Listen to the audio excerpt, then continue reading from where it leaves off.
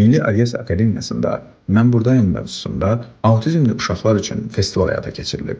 Biznes TV xəbər verir ki, festivalın keçirilməsində İDDO-Psixi Sağlamlıq Proqramı ilə yanaşı Əmək və Əhalinin Sosial Müdafiə Nazirliyi, Tibbi Ərazi Bölmələrinin İdarə Etmə Birliyi, Tibbi Sığorta, Azərbaycan Həmkarlar İttifaqları Konfederasiyası, Yeni Klinika və digər təşkilatlar iştirak edib.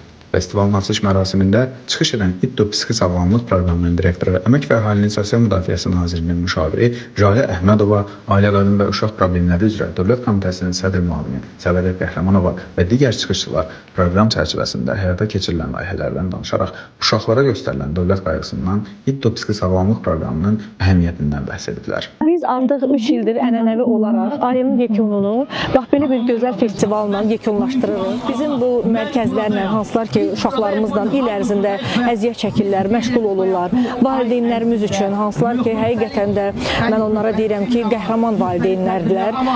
Bu uşaqlarla 24 saat məşğul olurlar.